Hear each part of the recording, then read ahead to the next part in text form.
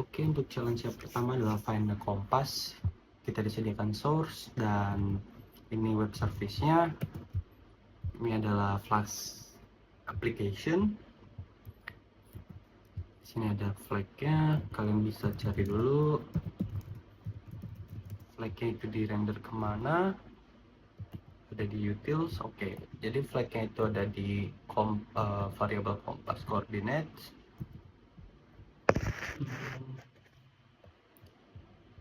Lalu kalian cari bagian mana yang ngerender koordinatnya. Itu ada di root sini. Oke, jadi flag-nya dia bakal dipasang ke dalam kelas renderer. Di sini. Jadi ini adalah flag-nya.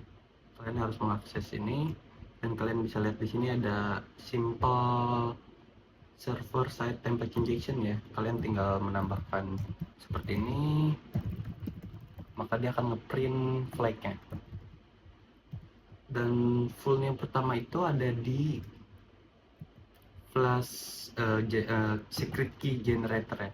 Ini sangat weak ya. Kalian bisa coba untuk running key generator key-nya.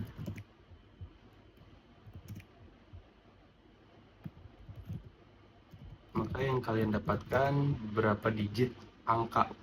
Nah, ini bisa kalian generate menggunakan script ini dari 0 sampai 999 dengan 8 digit. Lalu kalian bisa validasi key-nya menggunakan cookies yang ada di dalam web service ya. Menggunakan tools yaitu Flash Unsigned. Dia akan mengambil word list dari list yang kita generate, lalu cookiesnya, dan dia akan mencari secret key ya. Kita menemukan secret key-nya. Di sini payload-nya terlihat ada login false, nonce, dan statusnya guess. Oke, kita cari tahu untuk mendapatkan akses login kita memerlukan apa saja. Ke panel, ini ada di authorize. Oke, session login-nya harus true dan statusnya harus admin. Dan kita sebenarnya membutuhkan payload tambahan yaitu session username. Kita harus set session username ini ke admin. Nah, untuk kita nge-craft cookiesnya, kita bisa menggunakan Flash Unsigned, lalu sign seperti ini. Dan kita definisikan secret key-nya tadi yaitu 00010. Ya, kurang lebih seperti itu. Setelah kita mendapatkan aksesnya, baru kita bisa menambahkan server side template injection tadi. Dalam sini kita tambahkan menjadi self coordinates. Oke, kita coba. Ini untuk script solvernya ada di sini. Oke, kita coba print cookiesnya dulu. Kita running. Ya, kita udah dapat key-nya tadi. Lalu dia akan signing cookiesnya. Guna login true, nonce-nya ini tidak penting, status admin dan username admin. Lalu setelah kita mendapatkan akses, dia akan nge-request post ke dalam reminder dengan payload reminder content dengan injection kita tadi. Lalu dia balik ke panel. Oke, ketika kita coba manual di sini, template-nya bakal ke run ya. Nah, ini adalah flag. Oke, untuk yang kedua Frenzy flags. Di sini source sudah disediakan. Nah, untuk exploitation-nya itu ada di road ini ya, road nodes, pet session, lalu pet node ID. Di sini ada pet traversal di node ID-nya. Jadi kalian bisa menambahkan slash di sini untuk mencari file yang ada di dalam service-nya. Oke, Ini servisnya ketika kita get new ID, sini dia akan specify, lalu di sini kita bisa lakukan seperti ini. Nah, ini tidak bisa karena the compiler dari browser ya. Kita bisa menggunakan crawl di sini atau scripting seperti ini untuk solving scriptnya, dan di sini kita definisikan path dari flag ya. Untuk melihat path dari flagnya kalian bisa lihat di docker file, ada di home user flag ya. Nah, ini kalian bisa tambahkan flag path as is. Jika kalian running maka dia akan mencari ini, dan node ID nya ini harus ada ya, jadi kita harus request create session dulu untuk membuat directory flagnya, lalu kalian bisa langsung request ke path yang kalian ingin lihat. Oke, ketika kita running dan flagnya adalah gcc the path traversal trick even works in Rust bla bla bla. Selanjutnya the Genie Pound Adventures dan Genie Pound Adventure Revenge. Yang Revenge ini di launch ketika ada menemukan unintended way di Genie Pound Adventures. Jujur gue juga dapet yang unintended awal-awal ini, tapi gue berhasil melakukan yang intended way-nya. Oke, untuk perbedaannya hanya di sini. Ini yang intended way-nya ada validation, kita nggak bisa melakukan exploit-nya locally di remote hostnya, kita harus merequest dari IP address kita. Bisa lihat di sini. Ini tidak ada validasi IP address. Nah, untuk yang unintended way-nya, ini exploitation-nya adalah XSS, dan XSS-nya kita bebas melakukan apa aja, tidak ada filter. Tapi di sini untuk cookies-nya itu di-set ke dalam HTTP only. Dan untuk HTTP only ini kita tidak bisa mendapatkan cookies dengan cara dokumen cookies, tidak bisa, melainkan ketika kita melakukan fetch ke dalam host yang sama, cookies ini akan selalu include ke dalam request tersebut. Jadi di sini kita targetnya adalah mengunjungi flag, route flag, dan kita memerlukan authentication cookies dan authorization cookies. Ketika kita mengirim message ke admin, dia akan menjalankan action ini, ada di bot, dia akan login. Lalu ketika berhasil login, dia akan menjalankan XSS payload yang kita kirim. Dan untuk yang unintended way-nya, kita pertama-tama bisa meng-override. Kalian bisa lihat di sini untuk checkingnya, dia akan mengambil cookies authentication lalu mencari user tersebut. Ketika kita mengirimkan fetch flag, maka bot akan mengunjungi flag ini, lalu username-nya udah pasti admin, dan ini akan berhenti di sini, dia akan mengirimkan no. Tetapi untuk authorization ini dia sudah valid, dan authorization ini tidak pernah di redefine lagi ya, jadi kita aman lah, ibarat kata di situ aman. Kita hanya perlu mengunjungi login menggunakan credential yang kita berikan, contohnya username test. Lalu setelah berhasil login, baru kita langsung mengunjungi fetch lagi ke flag. Maka authentication ini akan override. Kalian bisa lihat login, path login, dia tidak ada.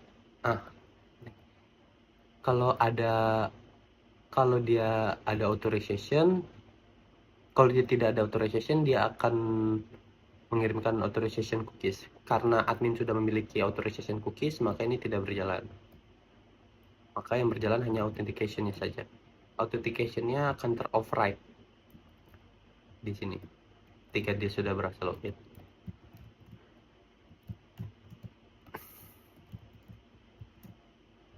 Setelah flag ini kita fetch, maka ini udah pasti berhasil karena is adminnya udah pasti true dan username-nya udah bukan admin lagi.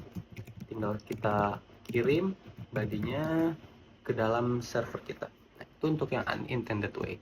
Nah, untuk yang intended way-nya ini kan pasti berjalan secara locally di botnya. Maka ketika si bot mengunjungi flag ini, dia akan langsung return knob karena IP address-nya udah pasti 127. Di sini ada bug-nya, yaitu di bug logout.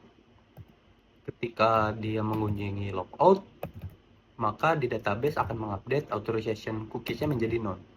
Nah, ketika dia mengunjungi flag menggunakan authentication,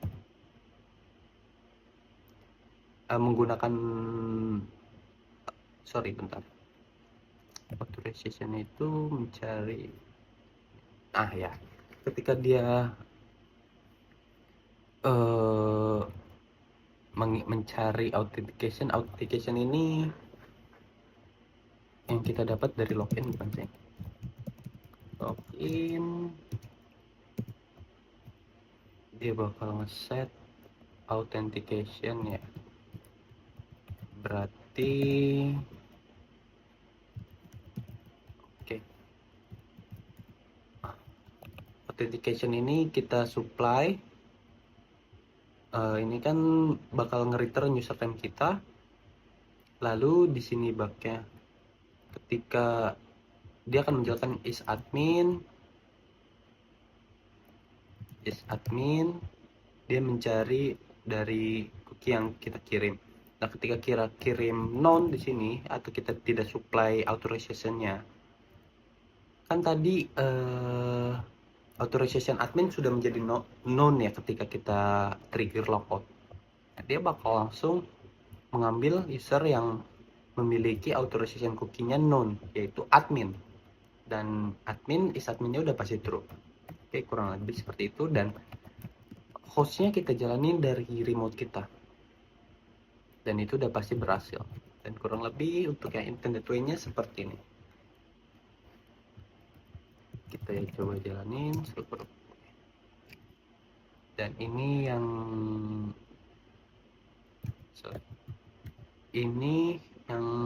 intendednya. Sebenarnya kita bisa login di sini bla bla bla, lalu kita then bla bla bla. Tapi gua males ngetiknya, dan kita coba di yang remote satu lagi ya, yang revenge-nya. Oke. Ini flagnya Lee Web Just Do Pound Out Signative Recruit. Nah, ini untuk yang Genie Revenge-nya. Oke. Coba.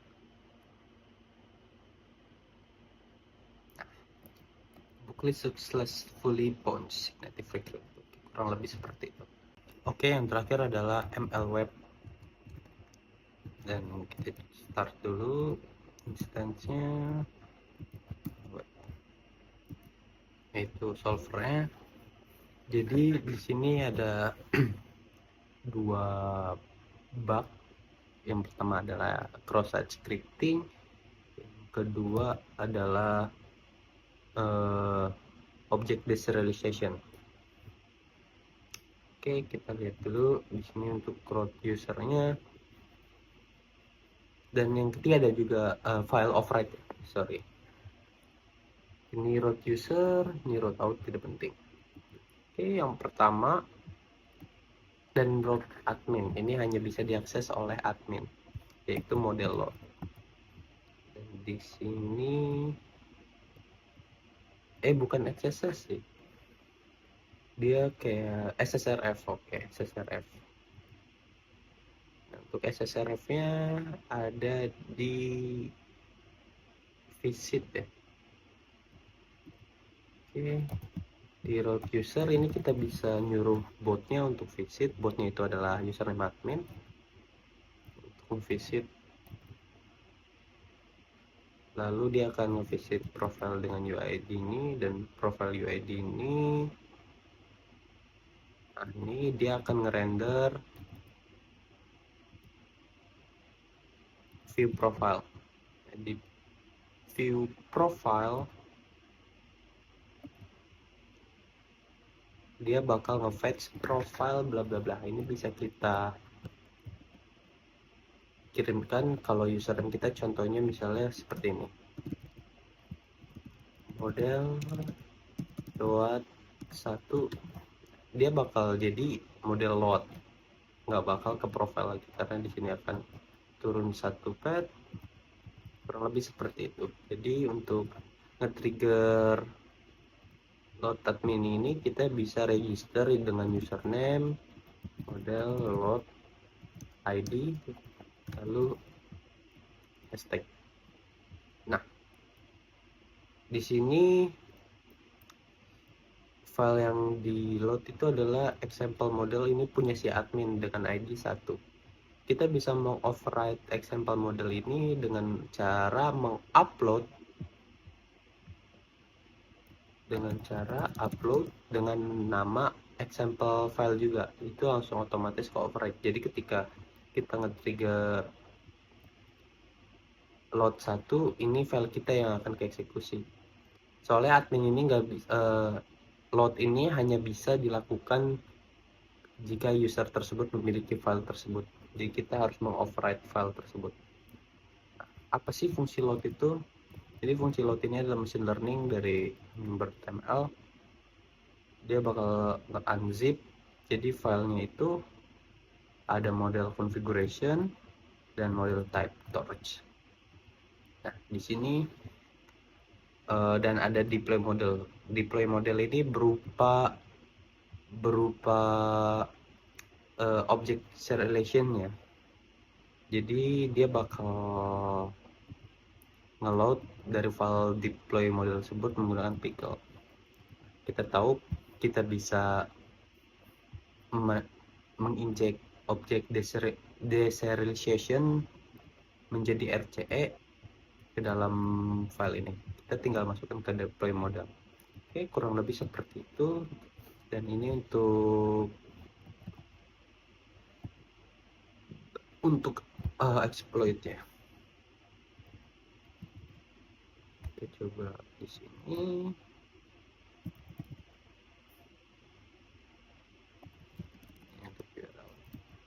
Oke, pertama dia akan nge-craft object serialization-nya,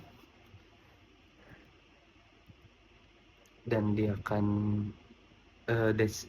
serialize ke deploy model. Lalu deploy model itu kita masukkan ke example model, lalu register dengan username model load, dan kita upload dulu filenya untuk override, lalu kita visit. Oke, kita coba jalankan dan kita tunggu di webhook ya. Dan ya, berhasil. GCC 0-day in the serialization are not that hard to find. Oke, kurang lebih seperti itu untuk challenge di GCC CTF ini. Terima kasih udah nonton, jangan lupa like, share, komen, dan subscribe. Thank you.